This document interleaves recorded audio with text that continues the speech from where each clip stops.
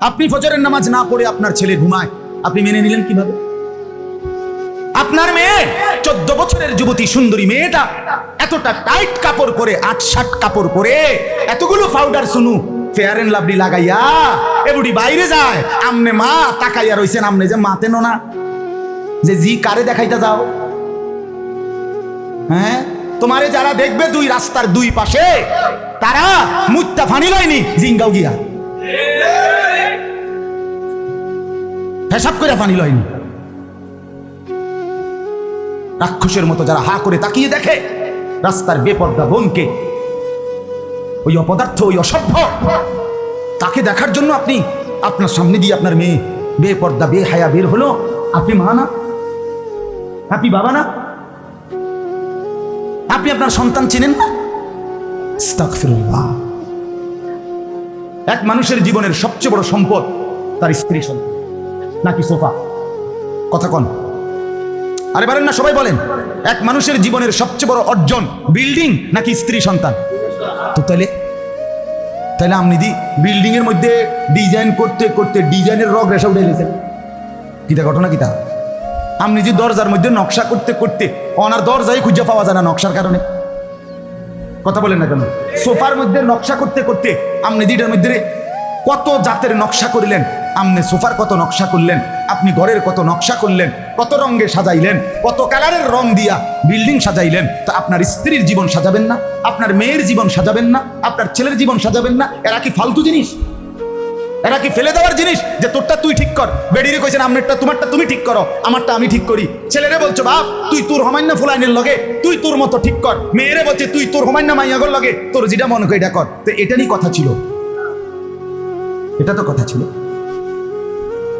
আমার বাবা তো আমার মনে আছে আলহামদুলিল্লাহ, আমার টুপির দিকেও নজর রাখছে, আমার পাঞ্জাবির দিকেও নজর রাখছে, আমার লুঙ্গির দিকেও নজর রাখছে। আমার মা বারান্দায় বসাটা পর্যন্ত দেখছে, বসছি যেভাবে মা বলছে ঘুরে বসো, আমার মা এইভাবে নজর রাখছে। আমার বড় ভাই একটা পাঞ্জাবি জীবনে একবার, আমি রঙিন এমব্রয়ডারি করা পাঞ্জাবি আমার জীবনে একবার গায়ে দিছিলাম কিন্না ছাত্র জীবনে। আমার ভাই প্রথম দেখেই ডাক দিয়া ইনা টাইনা সিরা টুকরা টুকরা করে ফেলাই দিছে। সন্তানকে কে করবে? সমবয়সী বন্ধুরা। কথা বলেন না কেন? ছেলেটা তার সামান্য বন্ধুর লোকে মিললেনি চরিত্রবান হবে, মেয়েটা বুঝিয়ে তার সামান্য মাইয়াগর লোকে একটা চরিত্রবান হবে। হ্যাঁ, বেডি বুঝিয়ে হে ঘরের বাবির লইয়া অটো দিয়া মার্কেটে যায়, আইয়ে এবুড়ির লোকে নিয়ে বুড়ি রাবেয়া বসরি হইব। কথা বলেন, আমার কথা নয় তো আমারে ফিরে দেন, আমার কথা আমাকে ফেরত দেন যদি বুঝে না হয়।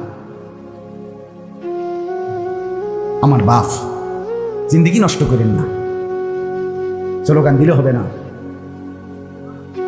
জীবন সাজাইতে হবে। জীবন সাজাই। দুশ্মন আমাদেরকে নিয়ে পুতুল খেলছে, পুতুল খেলছে। সারা পৃথিবী 57টি মুসলিম রাষ্ট্র, 250 কোটি মুসলমান, আর ইহুদি 2 কোটিও না। ইহুদিদের সংখ্যা 2 কোটিও না। জানেন এটা? ইহুদি কি 200 কোটি? ইহুদি কি 100 কোটি? 2 কোটিও না বেটা। গোটা পৃথিবী মিলাইয়া, সারা পৃথিবী মিলাইয়া ইহুদি সামান্য, একবারে হাতে গোনা, আঙ্গুলে গোনা। তামাশা খেলছে আমাদের সাথে, পুতুল খেলতেছে। মুসলমানদের রক্তে আল্লাহর জমিন ভাসায় দিছে। পৃথিবীতে কোনো ন্যূনতম, আরে কোনো কুকুর শুকরও তো এত নিকৃষ্ট হইতে পারে না। কোরআনে আছে কাক, কাক পর্যন্ত আরেক কাকরে ঠোকরাইয়া মাইরা এরপরে মাটি খুইরা ওই কাকরে দাফন করে দিছে। এটা কোরআনে আছে না মুস্তফা ভাই? আর এই নির্মম পশুরা হাসপাতালে চিকিৎসাধীন ফিলিস্তিনের মধ্যে মুসলমান, নির্যাতিত মুসলমান, মজলুম মুসলমান চিকিৎসাধীন হসপিটালের উপরে বিমান হামলা করে, বোমা হামলা করে একই হসপিটালে 500 মুসলমানকে শহীদ করে দিয়েছে গতকাল। আপনি বলেন নির্মমতার কতটা নিচে নেমে গেছে, পাষণ্ডতার কতটা সীমা ছাড়াই গেছে। যুবক বন্ধু, কার মতো চুল বানাইলা? হ্যাঁ, কার মতো? খোঁজ নাও, আজকে খোঁজ নাও। আমি চ্যালেঞ্জ করলাম, এই চুল ইহুদিদের চুল। আমি বললাম এই চুল ইহুদিদের চুল। পৃথিবীর সমস্ত দুষ্টামি, পৃথিবীর সমস্ত অসৎ কাজ, পৃথিবীর সমস্ত দুর্বিসন্ধি, পৃথিবীর সমস্ত গ্যাঞ্জাম, পৃথিবীর সমস্ত মারামারি, আন্তর্জাতিক বিশ্বের সমস্ত অস্থিরতা, এই সবটা এই বেঈমান ইহুদিদের তৈরি। এমন কোনো অন্যায় নাই, এমন কোনো অপরাধ নাই এটা হেরা করে না। সমস্ত দুষ্ট বুদ্ধির হেড অফিস, হেডকোয়ার্টার ইহুদিদের মাঠে। শয়তানির সমস্ত হেড অফিস। বিশ্বাস করেন ভাইয়া, আপনি ইতিহাস নেটে সার্চ দিয়ে পড়েন, ইহুদি জাতির ইতিহাস ওই নেটে পড়েন, আপনি পড়েন দেখবেন পড়বেন তারা কারবারটা কি। এই কোরআন আমি পড়ছি, আয়াতের তর্জমা বলবো এখন। এই কোরআনুল কারীমের মধ্যে আদম আলাইহিস সালাম থেকে নিয়ে ঈসা নবী, আমাদের নবীর আগ পর্যন্ত এই পিছনের যত জাতি, আল্লাহ তাআলা এই পুরাটা আদম থেকে ঈসা আমাদের নবীর আগ পর্যন্ত পৃথিবীর ইতিহাসের পুরাটা সময় আল্লাহ তাআলা এই কোরআনে সংক্ষিপ্ত আকারে টেনে আনছে। সুবহানাল্লাহ। কোরআন রিভিউ দেখাইছে কিসের পিছনে, না রিভিউ নি কয় ভাই, মানে পিছনের তারে টাইম নাই, আবার দেখায় কদ্দুর নাকি এই রিভিউ। কোরআন ইংরেজি তো পারি দুই এক লাইন করছি কি, আমার আসলে মনে আসছিল না, জানি পারি মনে হচ্ছে না। অনেকে মনে করে বাবুর ইংরেজি কইতাইলে অনেক জ্ঞান, সুবহানাল্লাহ, বিশাল জ্ঞান। দেখেন না মাশাআল্লাহ, ইংলিশ কয় ফটফট ফটফট। না না, ইংলিশ বললে মহাজ্ঞানী, এটা কখনোই যুক্তিসঙ্গত কথা হইতে পারে না। এক মোমেন তার দ্বীনকে মানলে, আল্লাহর কোরআনকে মানলে, সে যদি কিচ্ছু না জানে সেই মহাজ্ঞানী, সেই বুদ্ধিমান, সেই বিচক্ষণ। আল্লাহ কোরআনে বলছে বিচক্ষণ কে? উলুল আলবাব। মেরে মোহতারাম, এই অনার্স আর এই মাস্টার্স, এই ডক্টরেট আর এই এমফিল, এই পিএইচডি, এটা দুনিয়ার ভাষায় মহাজ্ঞানী হতে পারে, কিন্তু কোরআনের ভাষায় আল্লাহর কসম, সূরা আলে ইমরানের মধ্যে আছে মহাজ্ঞানী কারা, বুদ্ধিমান কারা, বিবেকবান কারা, বিচক্ষণ কারা। আল্লাহ বলছে তিনটা সিফাত আছে যার মধ্যে, সে হলো বুদ্ধিমান, সে হলো বিবেকবান, সে হলো মহাজ্ঞানী, সে বিচক্ষণ। কয়টা গুণ? এক, আল্লাযীনা ইয়াযকুরুনাল্লাহা কিয়ামান ওয়া কুউদান ওয়া আলা জুনুবিহিম। এক নাম্বার হলো দাঁড়িয়ে বসে শুয়ে সব অবস্থায় যে আল্লাহকে স্মরণ করে, জিকির। জিকির এক নাম্বার কি? জিক্র। এই আগের শব্দ হলো আয়াতিল লিউলিল আলবাব। আল্লাহ বলেন বিচক্ষণ, বিবেকবান কারা? জিকির করে যারা, কখন কখন, সবক্ষণ, সর্বক্ষণ, দাঁড়িয়ে বসে শুয়ে সব অবস্থায় যারা কাকে স্মরণ করে? ওয়ায়াতাফাক্কারুনা ফি খালকিস সামাওয়াতি ওয়াল আরদ। দুই নাম্বার হলো আল্লাহর সৃষ্টি আসমান ও জমিন, কায়নাত নিয়ে যারা 24 ঘন্টা ফিকির করে। আল্লাহর সৃষ্টি জগৎ নিয়ে ফিকির করে, গবেষণা করে, ভাবে আসমান যিনি বানিয়েছেন, এই আসমান যদি এত বড় হয় তাহলে আমার আল্লাহ না জানি কত বড়। এই জমিন যদি এত বিস্তীর্ণ হয় তাহলে ভাবতেছে সেইবার না জানি আমার আল্লাহ কত বড়। এই সূর্য যদি এত বড় হয়, বিজ্ঞানীদের ভাষায় যদি এত বড় হয়, তাহলে আমার আল্লাহ জানি কত বড়। আমি সেই মালিকের গোলাম। সুবহানাল্লাহ।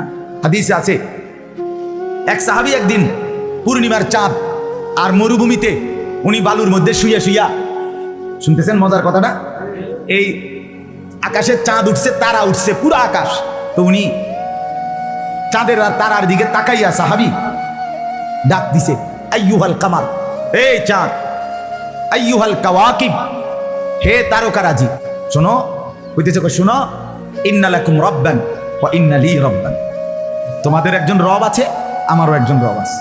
সুবহানাল্লাহ। এরপরে কি বলছে শুনে, এরপরে বলছে রব্বি ওয়া রাব্বুকুম ওয়াহিদ। আর শোনো, আমার রব আর তোমাদের রব একই জন। কয়জন? একই জন। তিনি কে? এরপরে বলছে আল্লাহুম্মা গফিরলি, আল্লাহ মাফ করে দেন। নবীজি সকালবেলা বলছে সাহাবী, তোমার এই সুন্দর বলার কারণে আল্লাহ খুশি হয়ে মাফ করে দিয়েছে। সুবহানাল্লাহ। এই দুই নাম্বার হলো ফিকির। দুই নাম্বার, এক নাম্বার, দুই নাম্বার, তিন নাম্বার, রব্বানা মা খালাকতা হাদা বাতিলান সুবহানাকা ফাকিনা আযাবান নার। তিন নাম্বার হলো দোয়া। দোয়া কি? দোয়া। যে আল্লাহর নিকট দোয়া করে, রব্বুল আলামিন বলে দিবানিশি উঠতে বসতে শুইতে যে আমি আল্লাহকে ডাকে, আর আমার সৃষ্টি জগৎ নিয়ে যেভাবে ভেবে ভেবে আমাকে চিনে, আর 3 নাম্বার বেশি বেশি আমি আল্লাহর কাছে যে দোয়া করি, আল্লাহ বলেন তারাই হলো বুদ্ধিমান, বিবেকবান, বিচক্ষণ, মহাজ্ঞানী। সুবহানাল্লাহ, বলেন আলহামদুলিল্লাহ। অতএব আমার বাপ বলতেছিলাম, আদম আলাইহিস সালাম থেকে নিয়ে ঈসা নবী পর্যন্ত সমস্ত নবীর আমলের ঘটনা সংক্ষিপ্ত আকারে আল্লাহ পিছনের ইতিহাস টেনে আনছেন। টেনে আনার পরে এর মধ্যে আল্লাহ তাআলা বহু পেছনের নেককার জাতি, অবাধ্য জাতি, তাদের ঘটনা আল্লাহ এখানে উল্লেখ করছে অসংখ্য।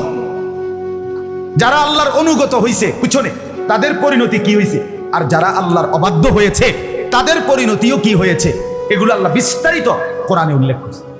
নূহ আলাইহিস সালামের কওম জাতি আমগো আগের না পরের? তে আগের জাতির কথা এখানে আসেনি? আছে। তারা অবাধ্যতার পরিণতিতে তাদেরকে যে পানিতে চুবাইছে তুফানে, এটা জানেননি আপনারা? আল্লাহ বলছে। মুসা আলাইহিস সালামের জাতি আমাদের আগের না পরের? আগের। ফেরাউন আমাদের আগের না পরের? নমরুদ আমাদের আগের না পরের? কারুন আমাদের আগের না পরের? এগুলো আছে এখানে কোরআনে আছে, এদের কথা এখানে আলোচনা আছে। তো আল্লাহ তাআলা বহু জাতির ইতিহাস, বহু মানুষের ইতিহাস আল্লাহ তাআলা এই কোরআনের মধ্যে উল্লেখ করছে ইবরতের জন্য। কিসের জন্য বলেন না? শিক্ষা, নসিহত। শুধু কিচ্ছা বলার জন্য না, বিনোদনের জন্য না, গল্প শুনাইবার জন্য না, অথবা ইতিহাস চর্চা হিসাবে না। ইতিহাসের বইয়ের নিয়ম হলো সন, তারিখ, একটার পর একটা by serial, step by step ঘটনা এটা বর্ণনা করে নির্মোহ ভঙ্গিতে, মানে মূল্যায়ন করবে আপনার শ্রোতা, পাঠক, তারা শুধু ঘটনা বলে যায়। কোরআনুল কারীম এইভাবে বাই সিরিয়াল কোনো ঘটনা পিছনের বলে নাই, বরং যেই ঘটনার যেই অংশটুকু আমাদের জন্য উপকারী, শিক্ষণীয়, আমাদের জীবনের জন্য ফায়দা, ওইটাকে অতটুকুই শুধু বলছে, আগে দিয়েও নাই পরে দিয়েও নাই। এটা হলো কোরআনের ঘটনার বৈশিষ্ট্য। কথা বুঝছেন? কথা